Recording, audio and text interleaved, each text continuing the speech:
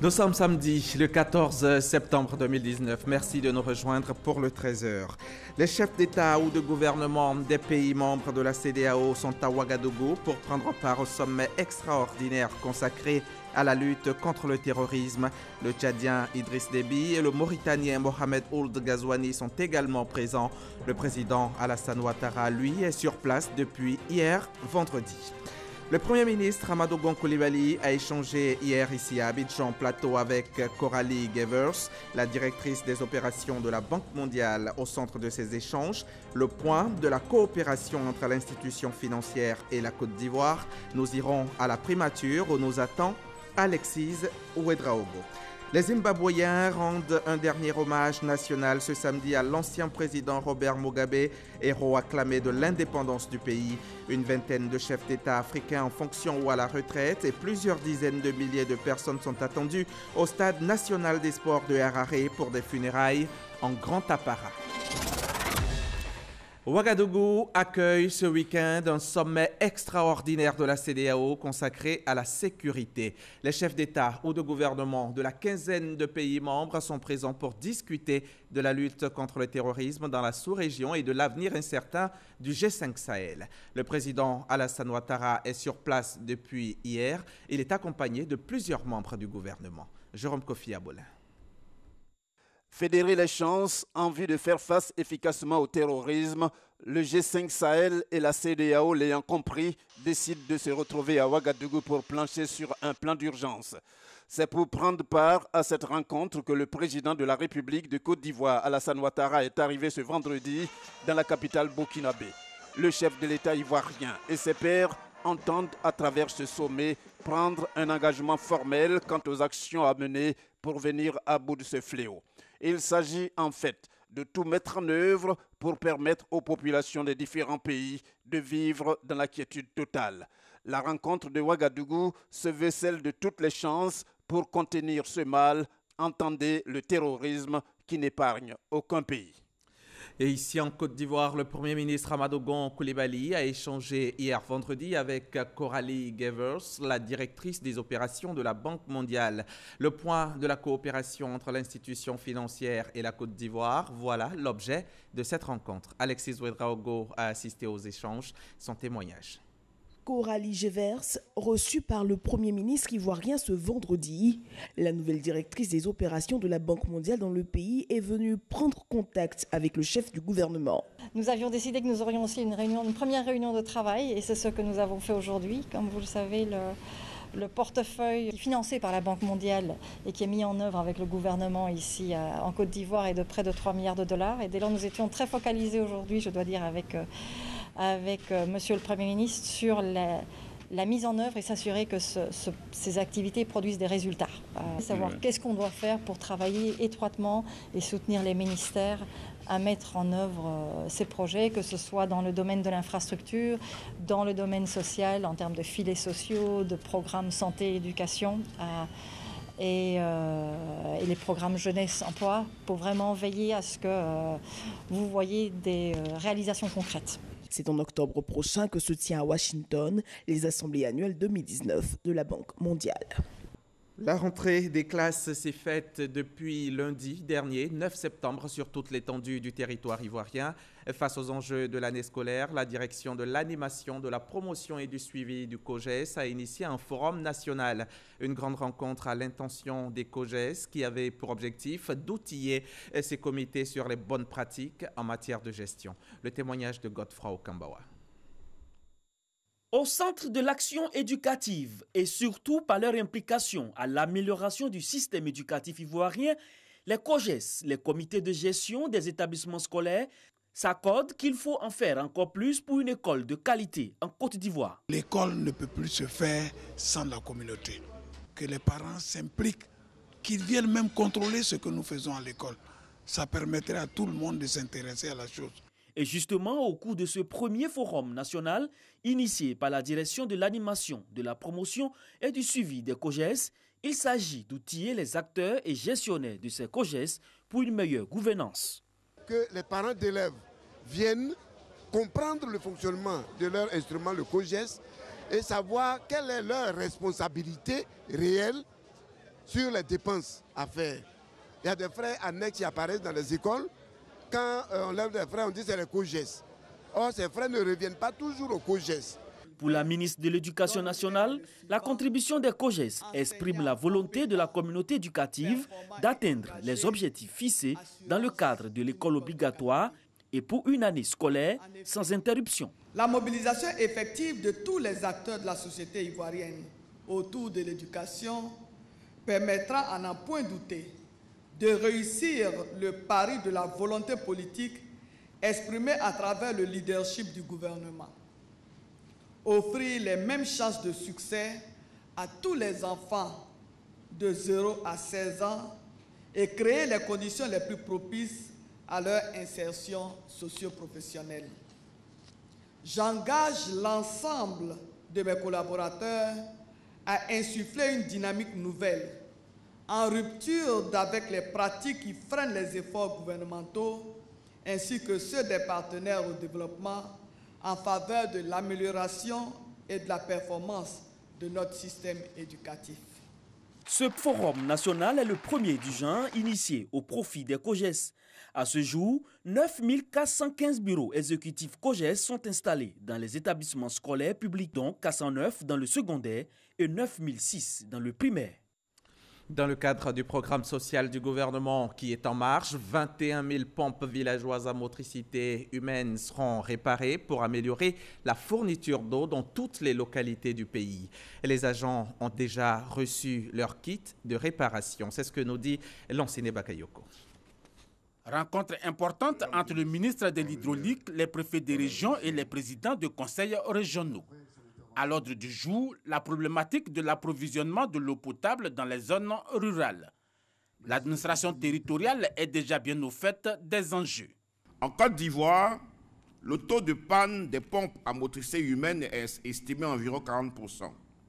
C'est donc le lieu propice pour les experts du secteur de l'eau potable de partager leurs expériences et surtout de suggérer des orientations prospectives et stratégiques afin de relever tous les défis de la réparation et de la maintenance des 20 000 pompes objets du programme social du gouvernement.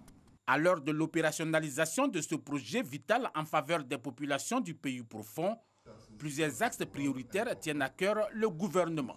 Procéder à un état des lieux des ouvrages hydrauliques en milieu rural, réparer les pompes de la zone en panne, assurer la maintenance de tout le parc d'ici 2020, faire des analyses physico-chimiques et bactériologiques de l'eau, de certains forages, et enfin assurer la mobilisation sociale autour du projet. L'opérateur national en charge de la distribution d'eau potable en Côte d'Ivoire prend une part active dans la réalisation de ce projet. En marge de la rencontre avec les préfets, le gouvernement a donc profité pour mettre à disposition les moyens d'intervention aux artisans réparateurs. La santé des populations est aussi une priorité pour le gouvernement. La coopération ivoiro-japonaise apporte, elle, son soutien au CHU de Cocody. Elle fait don d'une enveloppe de 20 milliards de francs CFA au centre hospitalier pour tenter d'améliorer son service de santé maternelle et infantile. Sidonie Davila a assisté pour RTI 1 à la signature de convention. Son reportage. Le projet d'aménagement du CHU de Cocody se concrétise par la signature de cette convention entre la Côte d'Ivoire et le Japon. Un signe qui traduit la ferme volonté des deux pays à améliorer significativement le service de santé maternelle et infantile du Grand Abidjan. Ce don du gouvernement japonais constitue un important accompagnement de la politique sociale du gouvernement ivoirien. C'est le lieu pour moi de réitérer la gratitude du gouvernement ivoirien au gouvernement du Japon qui, depuis l'établissement de nos relations diplomatiques en 1960, s'est toujours tenu aux côtés de la Côte d'Ivoire dans ses efforts en vue de son développement économique et social. Ce projet est destiné à l'aménagement de pôles mères et enfants du CHU de Cocody pour qu'ils deviennent un centre d'excellence des soins de santé maternelle et infantile. Notamment, il permettra l'aménagement des infrastructures et la fourniture des équipements. Le financement de la réhabilitation des infrastructures et la fourniture en équipement offerts par le Japon s'élève à plus de 20 milliards 815 millions de francs CFA. Permettez-moi donc de vous exprimer toute la satisfaction qui est la mienne au nom du ministère de la Santé, de savoir que ce don va venir appuyer le ministère de la Santé dans la réalisation d'un défi majeur, celui qui concerne les problèmes de mortalité maternelle, infantile et j'ajoute néonatale. Le Japon vient une fois de plus booster sa relation avec la Côte d'Ivoire. Une coopération marquée par l'octroi de plusieurs dons du Japon au gouvernement ces dernières années. Elles sont nombreuses également ces femmes qui souffrent du cancer du sein. Les femmes des médias, elles, ont décidé de se lever pour faire barrage à ce mal. Initiée par l'ONG Ecomédia, la 3e édition des journées de mobilisation des médias contre le cancer du sein a été lancée jeudi à la Maison de la Presse. L'objectif est de promouvoir les politiques et les programmes d'appui à la lutte. Théodore Zozo, Jean-Marc Djadji. Une femme sur 8 peut développer un cancer du sein selon l'OMS. En Côte d'Ivoire, plus de 2000 nouveaux cas sont diagnostiqués chaque année pour 1223 décès, soit un taux de 75%. Une situation qui préoccupe. D'où la mobilisation des professionnels des médias et des artistes par l'ONG Ecomédia pour une sensibilisation permanente. Elle compte impacter la 3e édition des journées de mobilisation des médias contre le cancer du sein, le monde de l'information, afin que le mythe du cancer du sein soit brisé avec le soutien des partenaires.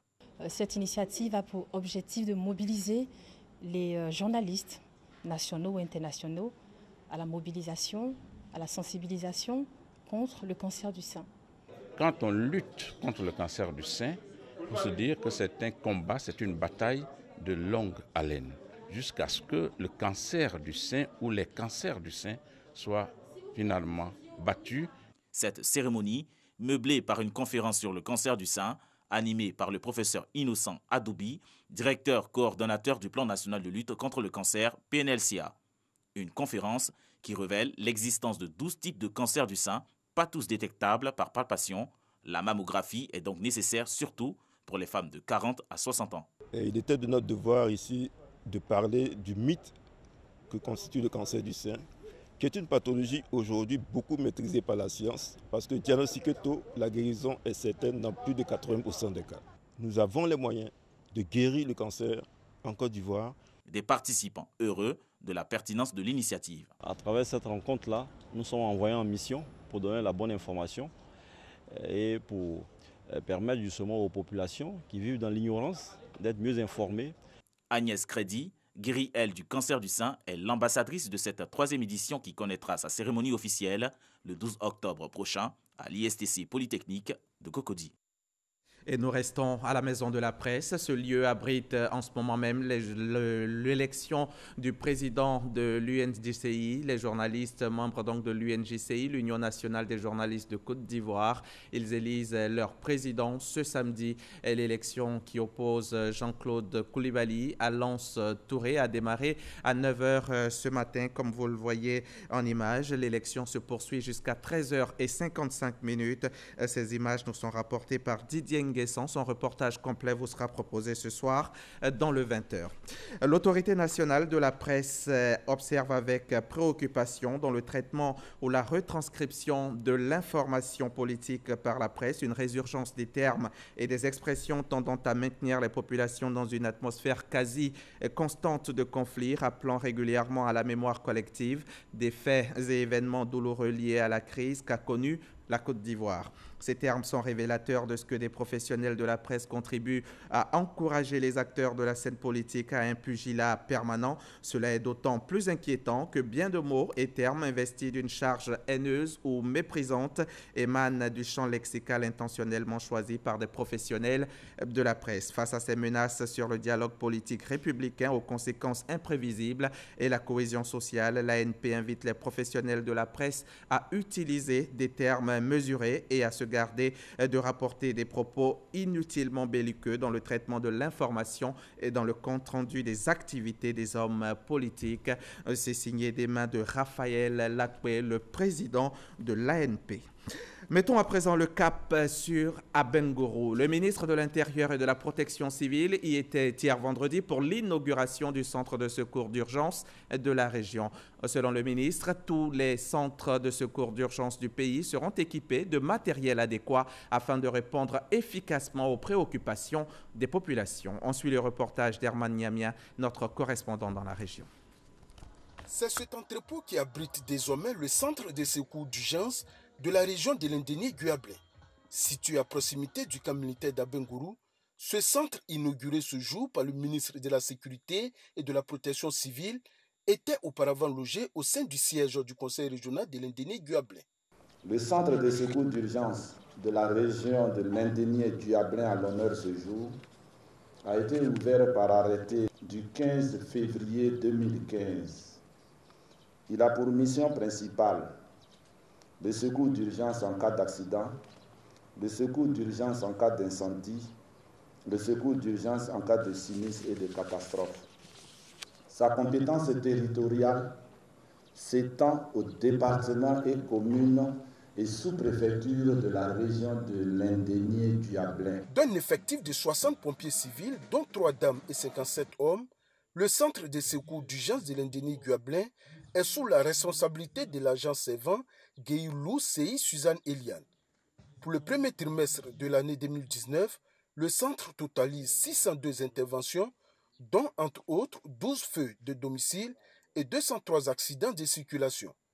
Après avoir félicité les sapeurs-pompiers pour leur professionnalisme, le ministre Pascal Abina Kouakou a traduit sa reconnaissance au président de la République Alassane Ouattara pour ses nombreuses actions au profit de sa région. Abengourou aujourd'hui est l'une des plus belles villes de Côte d'Ivoire. L'autoroute passe là pour entrer dans la ville et en sortir. Ce n'est pas toutes les villes qui ont ces commodités. Tous nos chefs-lieux de département ont du bitume. Effectuant sa première sortie officielle depuis sa nomination, le ministre de la Sécurité et de la Protection civile a livré sa vision de la protection civile. Ma vision de la protection civile, en arrivant à la tête de ce ministère, c'est de créer un milieu de vie sécuritaire propice au développement économique et social de la société ivoirienne. Pour ce faire, ma mission sera d'intensifier les efforts pour parvenir à une Côte d'Ivoire plus sûre face aux accidents et aux catastrophes. Ce centre de secours d'urgence de l'Indénie-Guablé, d'une superficie de 3,5 hectares, était le local de l'ex-caisse de péréquation. Sa réhabilitation a coûté 189 millions de francs CFA au budget de l'Office national de la protection civile. Il comporte entre autres des bureaux, 2 dortoirs, une salle d'instruction, une salle de loisirs et une salle de sport. D'Abengourou à Anyama, c'est 176 km, environ 2 heures de route. Nous marquons donc une halte dans la cité de la Kola pour assister à l'installation du comité communal de lutte contre le racket. C'est à l'initiative du ministère de l'administration du territoire et de la décentralisation. Abou Sanogo. Ce comité de vigilance zéro racket mis en place par le directeur général de la décentralisation et du développement local est fort de 33 membres, composé des chefs religieux et coutumiers, des membres de la société civile, des médias, des acteurs de la justice et des forces de défense et de sécurité, est présidé par le maire de la commune d'Anyama, Amidou Sila. Ce comité est un relais du gouvernement pour impulser la bonne gouvernance en Côte d'Ivoire et plus spécifiquement dans le contrôle de la corruption et la lutte contre le racket. Le directeur général de la décentralisation et du développement local a exhorté les membres du comité à s'approprier cette mission dont l'objectif est d'éradiquer le racket et la corruption. Si le président de la République, son Excellence Alassane Ouattara, a souhaité que nous puissions faire le tour de toutes les communes pour y installer les comités communaux de lutte contre le racket, c'est parce qu'il veut. Et il a demandé à tous les élus d'assumer le leadership de la promotion de la bonne gouvernance dans leur commune. Il a demandé que la corruption ne puisse pas passer par les maires. C'est des comités de concertation où chacun peut venir donner son point de vue. Mais c'est vous, la population, qui devez vous concerter pour dire attention, il y a des faits de corruption dans telle partie de notre vie. Il faut que nous-mêmes on s'organise pour combattre ça. Le maire de la commune d'Anyama s'est engagé avec son équipe à travailler avec détermination pour venir à bout du racket dans sa commune. Relevant l'aspect bénévole de la lutte contre le racket, le commandant de l'unité de lutte contre le racket a conseillé un esprit civique. Nous allons tout faire pour sensibiliser notre population. Tout commence par la sensibilisation. Et je pense que nous allons tout faire pour réussir cette mission que la population et le gouvernement viennent de nous confier. Dans un premier temps, il faut leur donner l'information de ce que la lutte concerne tout le monde. Et donc, dans l'approche, il faut prendre en compte, il faut diagnostiquer toute la vie socio-professionnelle. Et donc, il faut leur apporter l'information de ce que, comment faire pour identifier les postes de corruption et des rackets. Par ailleurs, l'inspecteur général des services de police a remis le bulletin du service et a indiqué que c'est un document officiel qui est donné par une autorité légitime à des fonctionnaires nommément désignés à un endroit précis. Le comité communal de lutte contre les rackets d'Anyama porte à 19 le nombre de comités existants. Depuis le 4 septembre dernier, la députée Belmonde Dogo est secrétaire d'État chargée de l'autonomisation de la femme. Dès sa prise officielle de fonction cette semaine, elle s'est engagée à avoir des approches novatrices sur la question de l'autonomisation de la femme en Côte d'Ivoire. C'était au micro RTI 1 de Salima Toudia. Citée parmi les femmes les plus influentes du pays dans le combat pour la cause féminine, Belmonde Dogo est désormais à la tête du secrétariat d'État chargé de l'autonomisation de la femme auprès de la ministre de la Femme, de la Famille et de l'Enfant. Au cours de la passation technique de charge qui a eu lieu au cabinet du ministère, Ramata Libakayoko a salué son abnégation et sa participation aux grandes assemblées sur la condition de la femme. Pour la secrétaire d'État Belmonde Dogo, les femmes déterminées doivent être encadrées et mobilisées au profit du développement. Et cela passe par la politique d'autonomisation de la femme avec une approche novatrice propice à l'éclosion des valeurs qui sommeillent en elle. Belmonde Dogo, par ailleurs députée et vice-présidente de l'Assemblée nationale, a pris officiellement fonction ce jeudi 12 septembre. Après la crise post-électorale de 2010-2011, l'un des défis majeurs à relever par le gouvernement était le développement des infrastructures dans les zones rurales, d'où la mise en place de plusieurs programmes, notamment l'électricité pour tous, l'eau potable pour tous, la santé pour tous et l'école obligatoire pour tous. Et voilà que 8 années ont passé. Quel constat faisons-nous? Nous nous sommes rendus dans le Worodogo pour faire un état des lieux et c'est à Gbemazo que nous posons nos valises. Gbemazo, ce village, exemple de réussite. C'est un grand reportage signé Kader Sogodogo de la station régionale RTI Boaké. Dans la région du Worodogo, dans le pays profond, un village, Gbemazo, plus de 3000 âmes. Ici, l'agriculture reste la principale activité. Le village de Gbemazo n'a pas échappé à l'engagement du gouvernement d'apporter le bien-être partout à travers le pays. De 2012 à ce jour, le gouvernement a assuré la transformation de Gbemazo à travers 4 secteurs: adduction en eau potable, électrification, école, santé. Un château d'eau assure désormais la disponibilité de l'eau potable pour tous. Nous sommes soulagés, c'est indicible. On a de l'eau à profusion à tout moment. On ne dormait plus.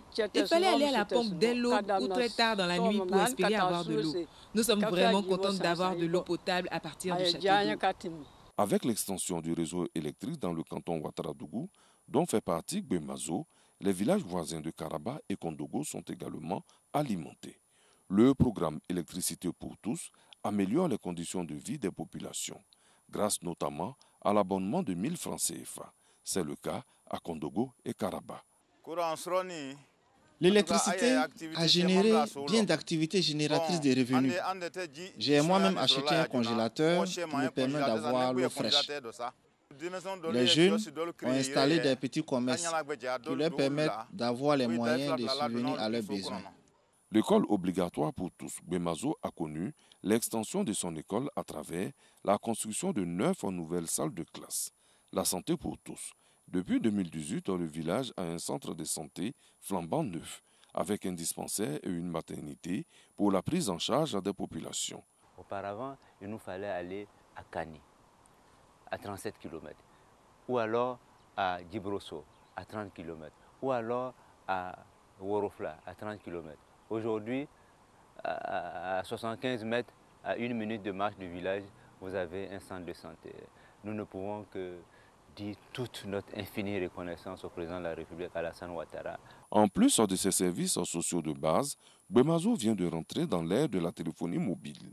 Des cadres impliqués pour orienter et soutenir l'action gouvernementale au profit de leurs parents. Nous avons la volonté d'aider nos parents à sortir de la misère, à sortir des difficultés.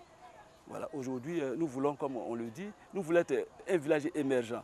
Les cadres s'impliquent sur le terrain à travers des actions comme le planting d'arbres.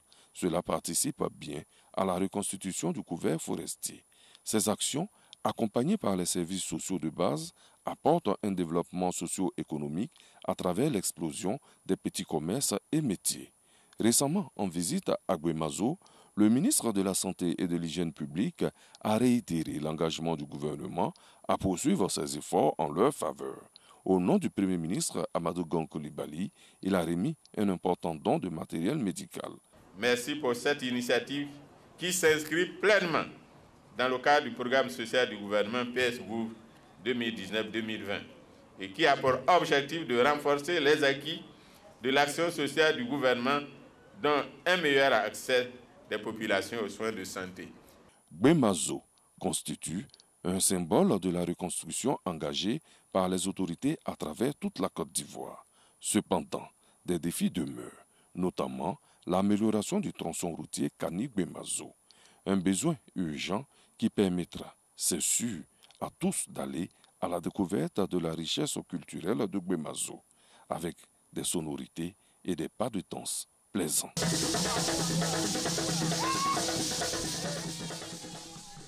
Gbemazo, un village exemple de réussite. C'est un reportage RTI 1 de Kader Sogodogo, un reportage que vous pourrez revoir sur nos différents réseaux sociaux. Combien sont-ils les producteurs de café cacao en Côte d'Ivoire? Pour le savoir, l'ANACI, l'Association nationale des coopératives agricoles, a initié une caravane sur tout le territoire national pour les recenser. Les premières localités concernées sont Daloa, Soubré, San Pedro et Abidjan. Les détails avec Grace Kando. Amener les membres de l'Association nationale des coopératives agricoles de Côte d'Ivoire, ANACACI, a servi d'agent d'information et de sensibilisation auprès des producteurs des filières cacao et café. C'est tout le sens de cette rencontre. Selon son président, la Côte d'Ivoire veut une traçabilité et une maîtrise de la production nationale du cacao. Toutes les filières, notamment la filière café-cacao, a besoin d'être professionnalisée. Et ce programme permettra non seulement d'identifier de façon exhaustive et de façon réelle les producteurs ainsi que la maîtrise totale de leur superficie. Le recensement permettra d'améliorer les conditions de vie des producteurs, non seulement d'avoir des intrants, des engrais appropriés pour leurs champs, mais également de bénéficier des infrastructures de l'État en matière de développement du secteur. Dans son rôle d'encadrement des populations agricoles et rurales, l'association a décidé de se doter d'outils de communication et de moyens de sensibilisation auprès des producteurs de cacao. Pour rappel, l'ANACACI est l'une des deux fêtières représentant le monde agricole et signataire du Plan national d'investissement agricole 2018-2025. Ce recensement est donc une initiative de l'ANACACI, l'Association nationale des coopératives agricoles de Côte d'Ivoire. L'actualité internationale à présent. L'ex-président Robert Mugabe sera finalement enterré le mois prochain à Harare. Après plusieurs jours de tractations et de tensions entre la famille du défunt et le gouvernement, un compromis a été trouvé. Il sera bien inhumé au Champ des Héros, un monument national comme le souhaitait le gouvernement. Et ce samedi, un hommage lui est rendu au Stade national des sports de Harare. Le premier tour de l'élection présidentielle en Tunisie est prévu ce dimanche. Les 26 candidats ont fait leur dernier meeting hier vendredi 13 septembre. L'un des favoris de cette élection, Nabil Karoui, restera lui en prison. La Cour de cassation tunisienne s'est déclarée incompétente et a donc refusé un recours permettant au sulfureux homme d'affaires d'être libéré. Et cette présidentielle est scrutée de près hors des frontières pour savoir où en est la démocratie tunisienne, pionnière et unique rescapée de la vague des printemps arabes de 2011. Avant de nous quitter, je rappelle que Ouagadougou accueille ce samedi un sommet extraordinaire de la CEDEAO consacré à la sécurité. Les chefs d'État ou de gouvernement de la quinzaine de pays membres sont présents pour discuter de la lutte contre le terrorisme dans la sous-région et de l'avenir du G5 Sahel. Le président Alassane Ouattara, vous le voyez là en image, est sur place depuis hier, vendredi. Il est accompagné de plusieurs membres du gouvernement. Et c'est la fin de ce journal. Merci de l'avoir suivi. Très bon samedi sur RTI 1, la chaîne qui rassemble.